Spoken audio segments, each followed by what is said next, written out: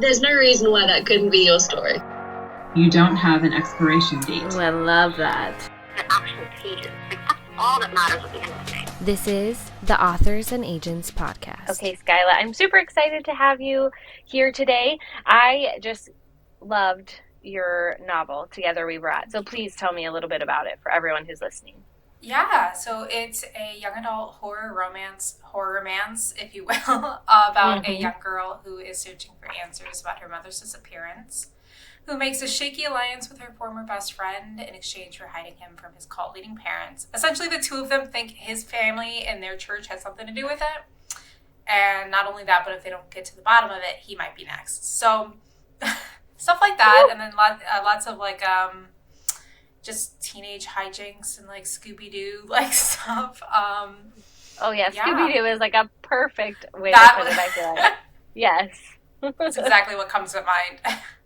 I love it. Well, I just thought it was such a fresh novel, a fresh idea, a fresh perspective. The writing was so atmospheric. Like, I loved it. I thought it was awesome. So I'm super excited for you. It comes out on August 29th, which by the time this airs, it will have already been out for a few days. I'm so excited. So tell me a little bit about your journey to this point to having your book come out into the world. Yeah, so I began with, I didn't have a really traditional querying method. I started with, it's called Pitch Wars, which unfortunately it's not a thing anymore, but what it was is it's like a mentorship program where you would be paired with traditional authors and they would go through, they'd read your manuscript, kind of give you an example of like an edit letter. So I was paired with Allison Saft and Ava Reed, who I owe everything to. They're amazing. They're amazing. But I did like a huge overhaul, like I think I rewrote like 75% of my story in like 2 or 3 months. It was like, it was a lot. And then there was an agent showcase. Yeah. There was an agent showcase after that. So it wasn't like the usual, like deciding when to query. You were kind of like, okay, showcase time. Now it's like, you kind of got it all set up for you. And that's how I found my agent. And then from there, we edited again and then went on submission. And luckily it was picked up. But yeah, it was kind of a whirlwind process with Pitch Wars. Oh, Pitch Wars was such a great program. I know. I miss it. I know. But I'm so glad for you. I'm glad that it worked out this way, that, you know, you were able to find your agent. And so looking back and knowing what you know about querying or your author friends who have queried, like, what would your, like, tip be for querying authors if you had one? Yeah, definitely to find a support system. If you don't already have friends that are fellow writers that are in a similar stage as you, I'm lucky enough I have a community of people, so whenever I'm freaking out about something or like when I was querying or getting ready for submission, it was nice to have a support system because it can be a very isolating, hard experience without people kind of rallying around you. Like, publishing is pretty difficult at every step. But also to celebrate the high moments too, like to have somebody to scream about when you get an offer. Or I remember when I got my offer, everyone was like in all caps, just like freaking out. And it goes both ways to have just people to lean back on, so that you're not doing it alone.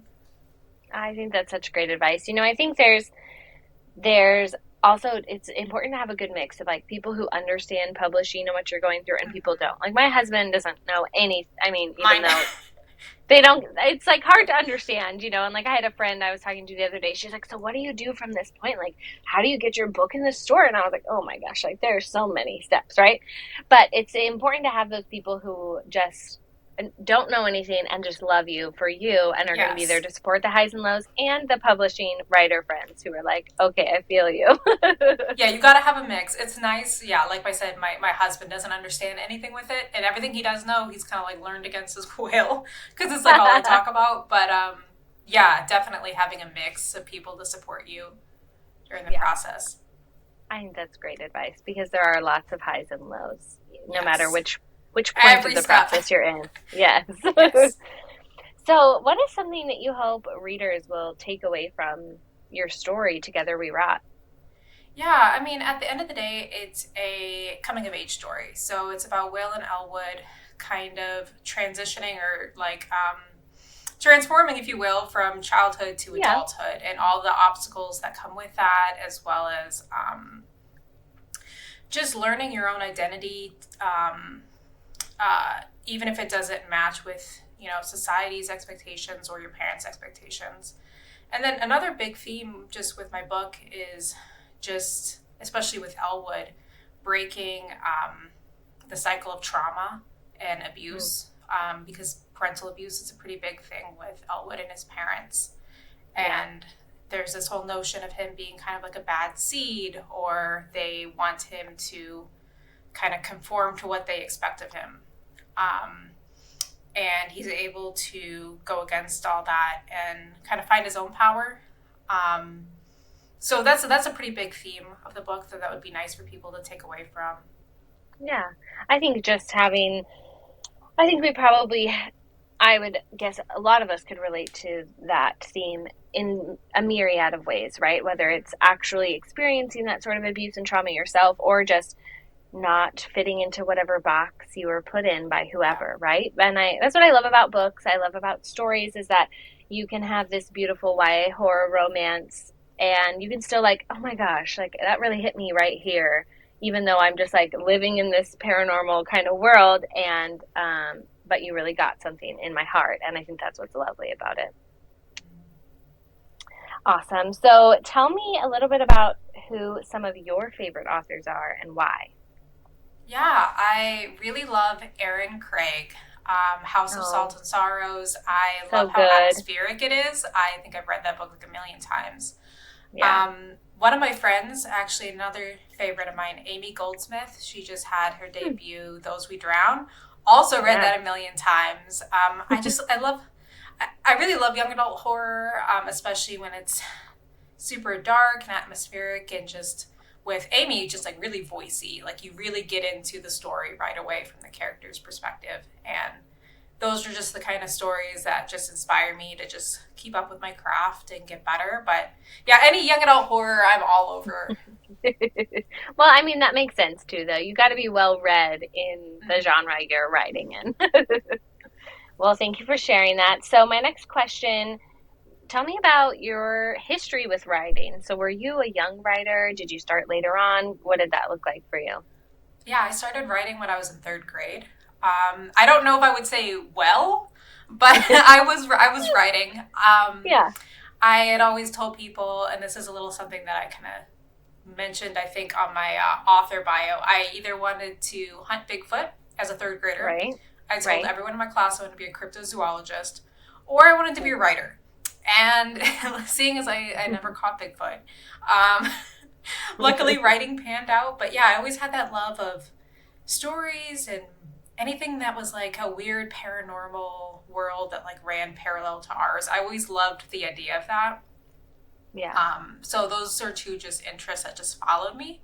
But I think it was 21 when I started really learning what plotting was and actually trying to sit down and write a full book. Because I'd written a lot of things, but I always pantsed it and stopped at like chapter 3. But when I was 21, I fully started trying to learn how to actually sit down and write a book. Which, it takes some trial and error. It takes a lot of time. I love that. I started writing when I was really young too, and I don't remember what book it is now, but I remember reading something and the author was a teenager, and I was, maybe 13 or 14. I was like, that's going to be me. And I was like, I would tell people that I'm like, I'm gonna be an author like in 4th grade. I'm gonna get it. Yeah, that didn't happen. But yeah, it was super inspiring as a kid to just see any young author or author in general and think like, oh, I could do that. Yeah, yeah. For me now, as I get older, I'm not that old, but I'm like, okay, I think of the authors who started when they were much older than me, and I'm like, you know what? I still got time. But you still have time to hunt Bigfoot also. I still do. He's out there, and you're going to get him. My mother is there with you hunting Bigfoot. One of us, we have a 50-50 chance. Yes, you do.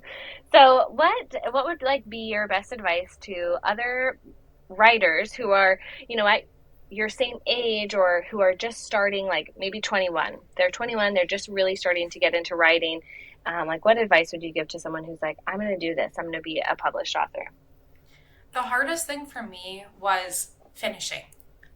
Especially when you come from starting and stopping and then coming up with a new idea. And that's kind of like a cycle that I had all through, my writing time. I would start a story and then I would lose interest and move on to something else. And I think you really have to push through and finish a draft to kind of teach yourself, even if it's like I've told myself before, I'm like, this is awful. I'm like, I need to stop writing this. But the first draft is never going to be perfect. You just have to teach yourself to finish the story, and then you can go back and write it as many times as you want. I know I was at an event, and I think it was Holly Black that said that, is that she wrote her first story a million times. Like, she wrote it again and again and again and again until she got something that, was readable.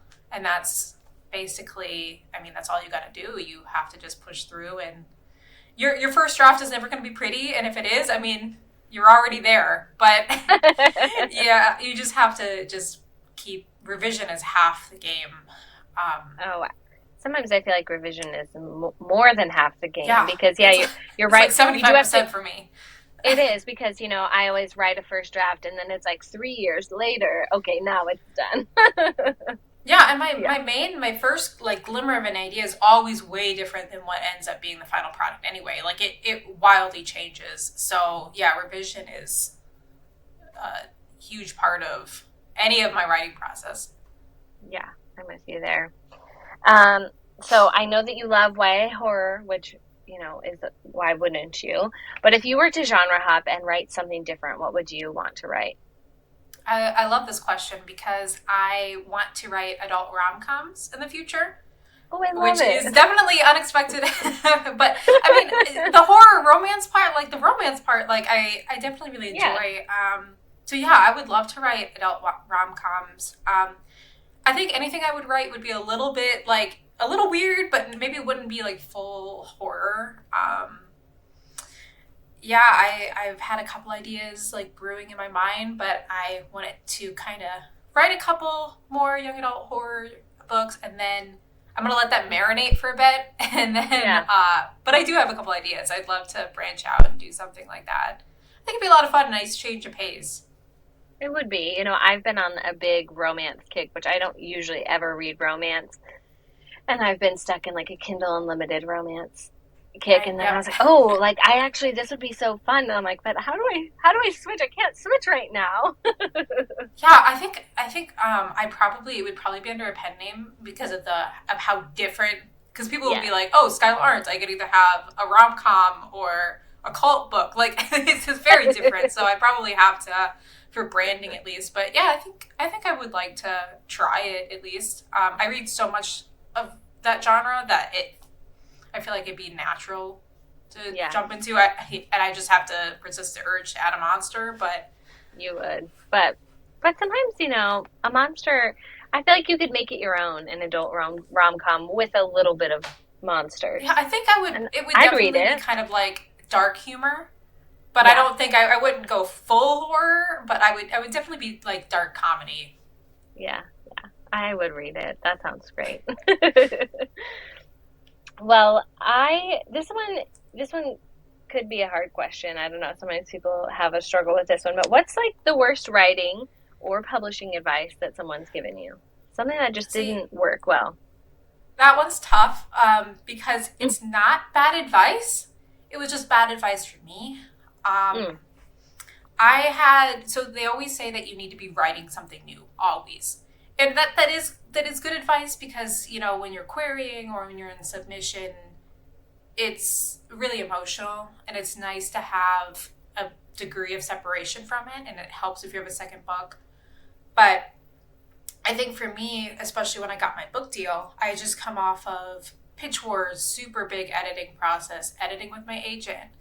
And I got my deal and I was told, okay, start writing your next book now. And that was tough for me because I got really burnt out, severely burnt out. Because I felt this pressure of, I've got to write something fast and now, so I have a second book.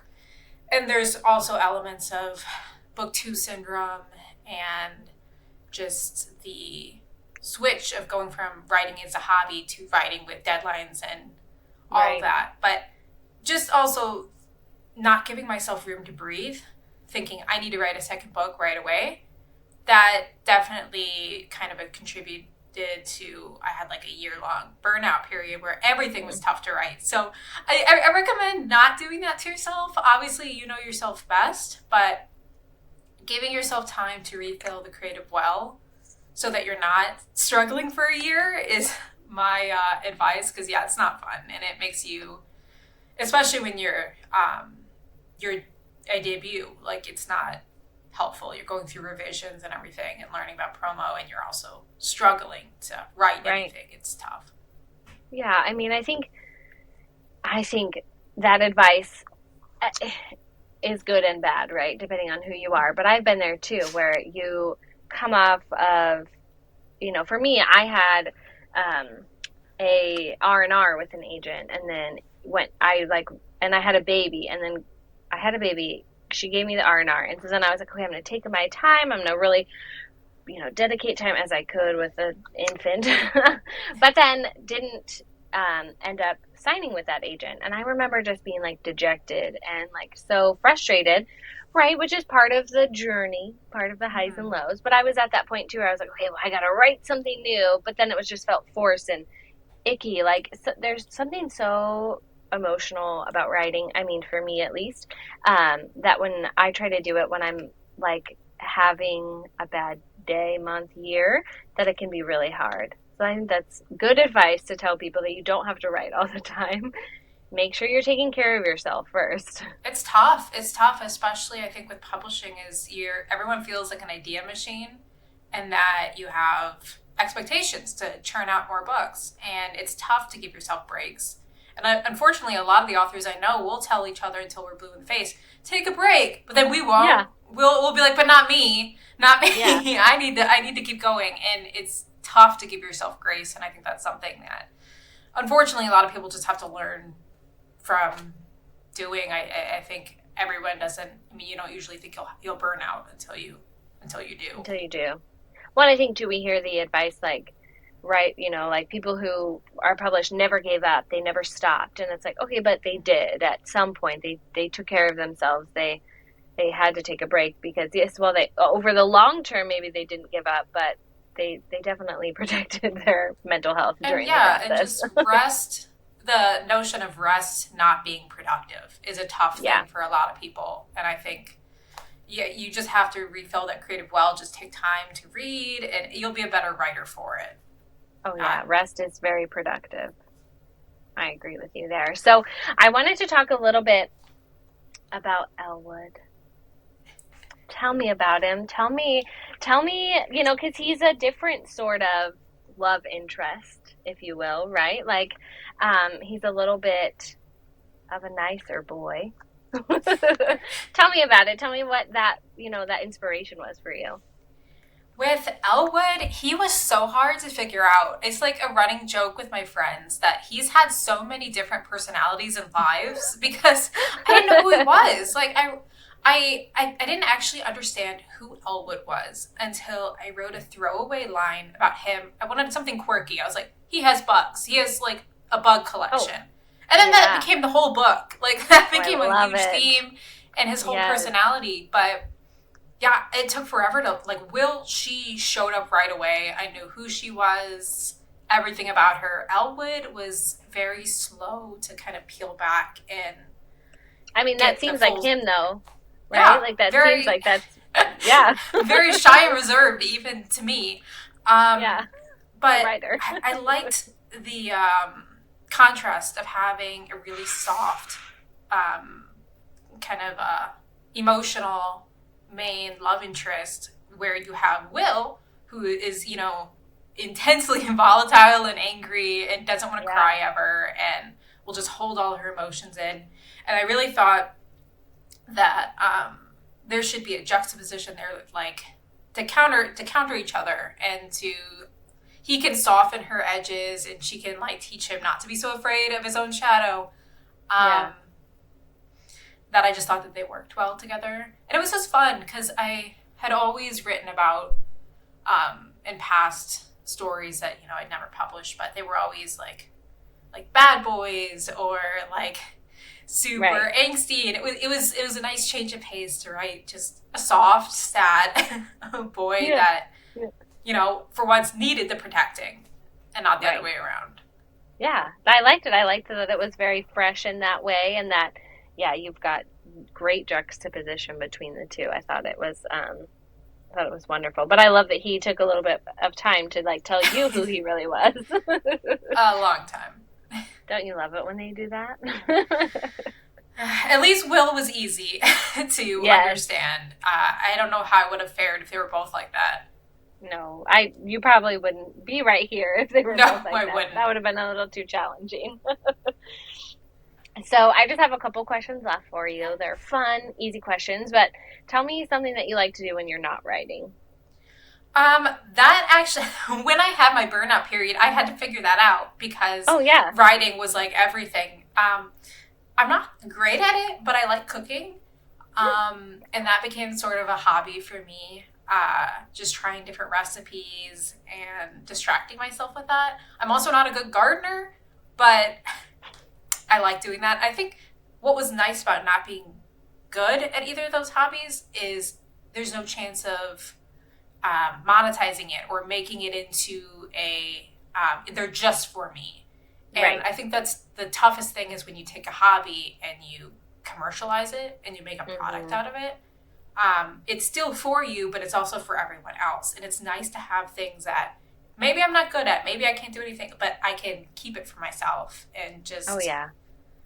Yeah, and that was, like I said, that was one of the toughest things when I had my burnout period was realizing writing was everything. That was all I did. And when I wasn't writing, I was reading. But when you're burnt out, you don't feel like reading either. So you have to find something else to do. And those two kind of became things I leaned on because, like I said, I wasn't good at them, but I didn't have to be. Yeah, and at the end of the day with cooking and gardening, like, you'll get something for yourself, right? And that can feel gratifying. Like, oh, I cooked this. It may be a little burnt, but I cooked it. But it's for me at the end of the day, Yeah, no, I love that. I think that's a good thing to do and something that everybody should have, is something that isn't commercialized, like you're saying, because that is a good perspective on it. So my last question is not hard, I promise. I just would like to know what your favorite book is right now in this moment. This is not favorite book of all time. This is just something you read recently that you want to tell people about. Well, I mentioned Those We Drown earlier, and I have to shout it out again because it's like I've read that book 10 times. It's, if you don't know what it's about, it's about a girl who goes on a semester at sea sort of program on a cruise ship.